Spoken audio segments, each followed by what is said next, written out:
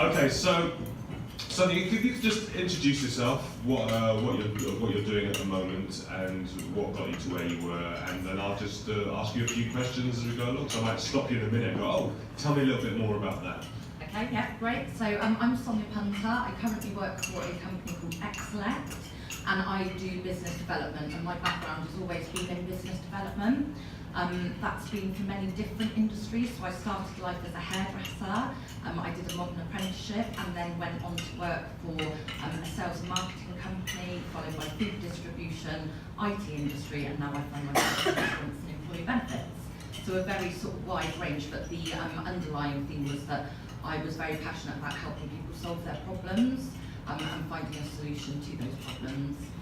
Great, thank you. So the thing that I found very interesting when we were chatting is that you were talking about one of the foundations behind business development is referral-based marketing.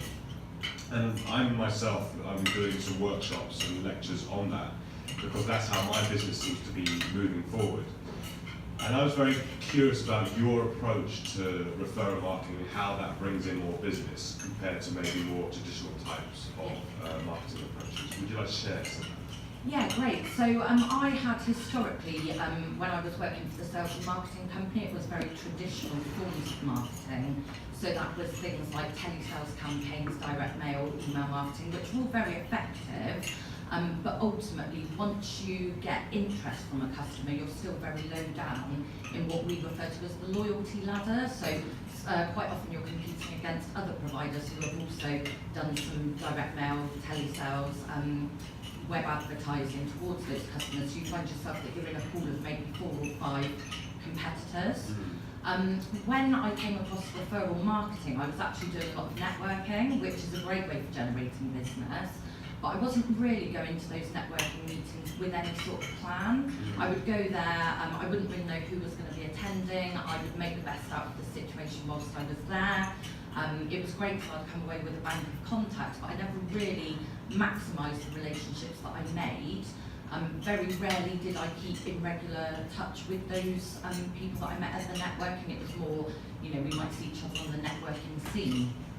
I then became introduced to a referral marketing strategy and actually sat a course in referral marketing, and what it did was it put some science behind what can be seen as quite a sort of abstract concept of networking.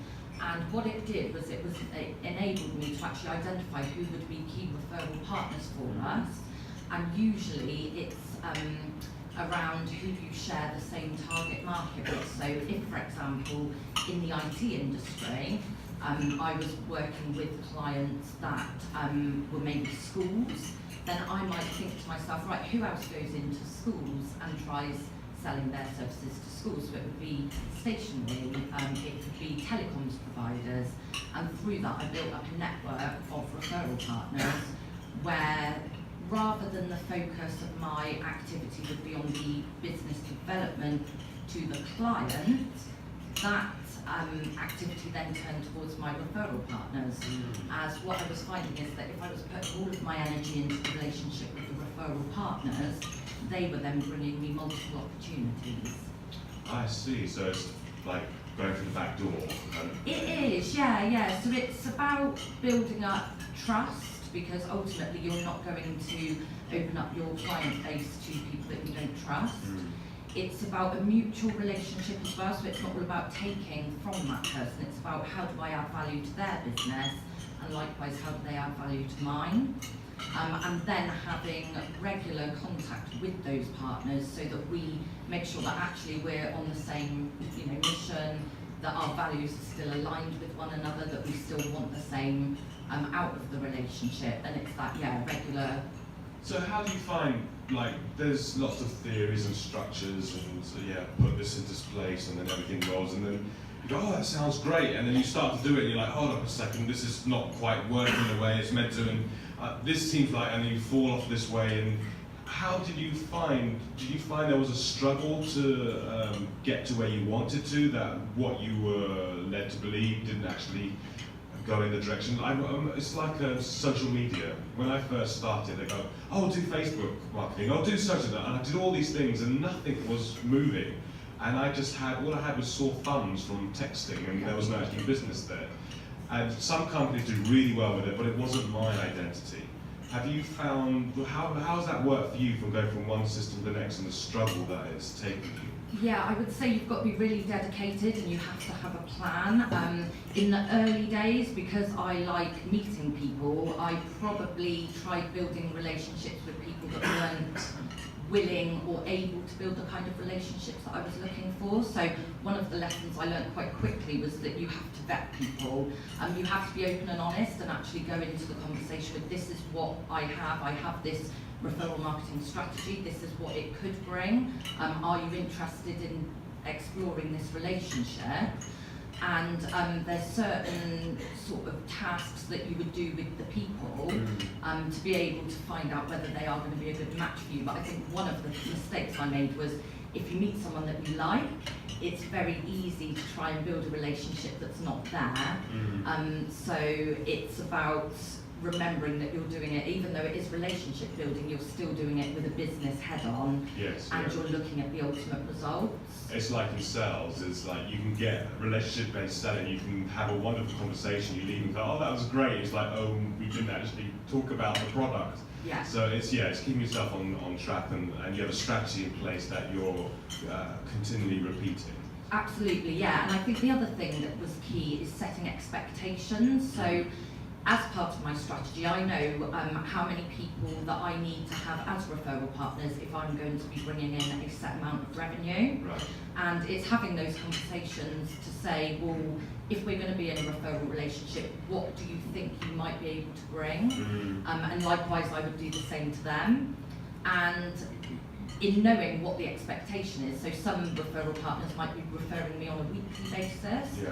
other referral partners might be on a monthly or a quarterly basis, but actually having that upfront agreement, and when I say agreement, it's not set in stone. I'm not going to be sort of knocking on their doors if they haven't delivered what they said they would. It's just that actually if you set some parameters, it makes the whole process more comfortable because you know what's expected of you, and the expectations are set both sides, so it's them telling me what they believe they can deliver. Okay. And then if that's not quite what I need, I will go out and search for other referral partners to work alongside those people. Oh, I see. Yeah. Okay.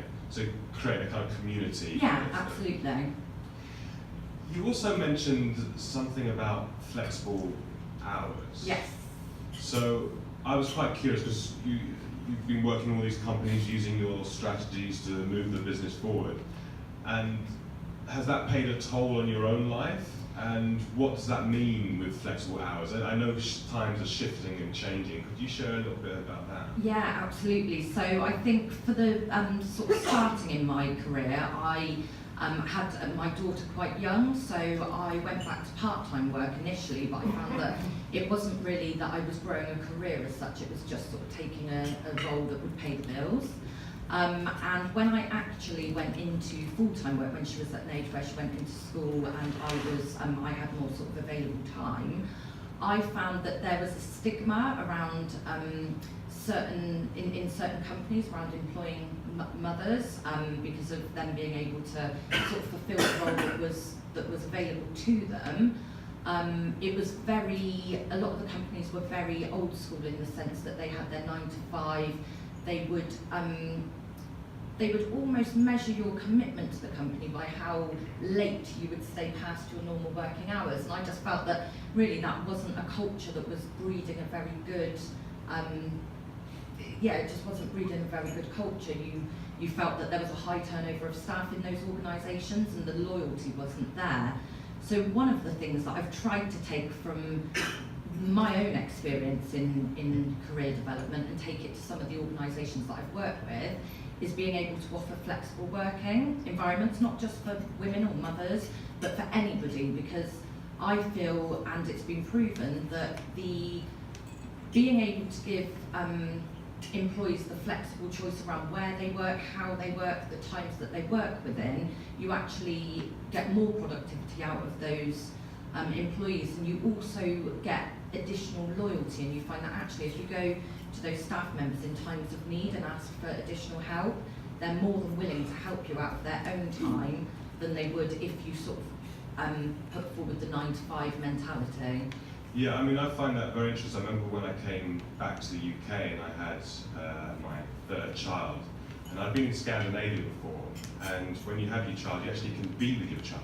As a father as well, you can actually have time, I had 3 months to help support with the beginning of the child coming to the home. Came back to the UK, and I was in a company and I had a week, or said you can have something like a week off or something, but you actually, on the pay, oh no you can't, sorry you haven't done enough hours, so no you can't have any off. I was like, what? Yeah. And I could just feel this bitterness coming from one culture moving to another. And they said, she went, oh let's just scrub it, let's forget about this, let's put it aside.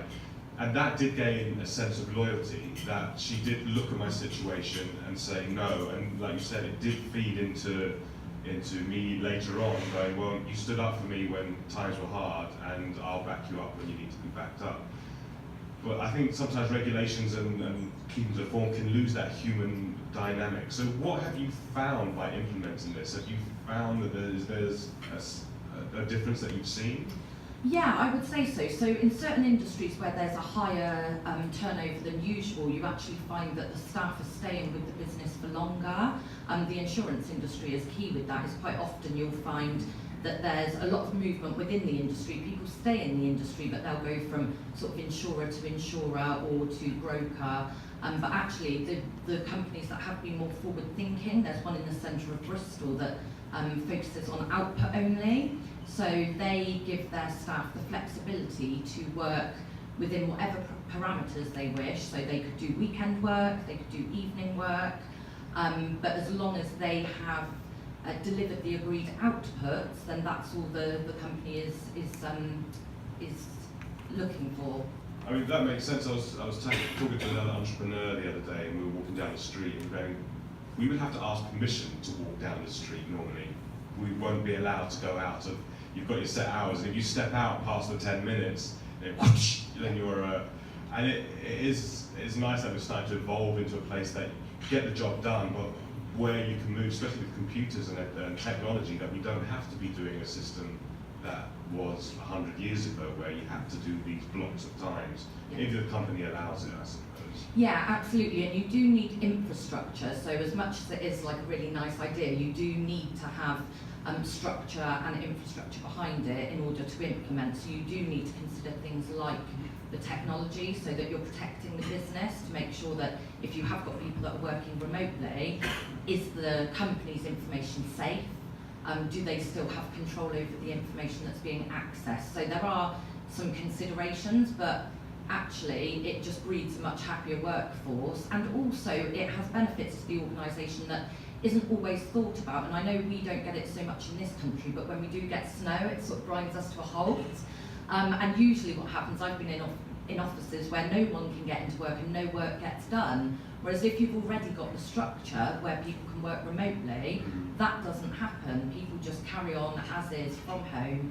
Similarly, if there was a disaster in the office where a lot of businesses have contingency plans, so if there was a fire in the building, what would they do? If they already have a remote working environment, then that's already sorted. So these things are potentially already in place, but people aren't maximising them to their true potential, or they're doing it more from a standpoint of protecting the business rather than the well-being of the workforce. I see. So I suppose you can feel that also where it's coming from. If people are really concerned about your well-being, or if it's just like, let's just get a few more numbers for our targets. Absolutely, absolutely, and quite often it is the companies that are using it maybe as a protective implementation for themselves. They could just implement a few other things that makes it more appealing to the workforce, and if they've got the majority of it there anyway, it just means that they've got something else to put forward to their employees to get that additional loyalty. So have you got that flexibility in your work right now? Do you, and how's that working for you and the company? Yeah, so I do. So there's varying degrees of the flexibility. There's the company that I mentioned in the centre of Bristol that is extremely flexible. We don't have that to that degree, but we have a sort of mutual agreement, if you will, that we have our 9 to 5 hours because ultimately the business that we're involved with, we're contacting businesses and the majority of businesses are operational between, say, 9 and 5. However, there's the flexibility in the sense that if I need to work remotely, I will work remotely. If I've got things that come up with my daughter, I've got the ability to go and do that on the basis that I would make the time up in other areas. So yeah, so there is that flexibility, and again, I'm not scrutinised or monitored as such. It's having that trust in the business to know that it's the give and take attitude, and I'm responsible for monitoring my own time, really. Right. So the snow seems to be coming this year, you say, which I find really fun because I can't actually get anywhere because I learned how to drive in the snow in Iceland, so I have to get out and drive people's cars, which is very irritating. But I live on a hill, so sometimes you have to park the car down and you can't actually get home to do the certain work that you need to do because I'm based in different places.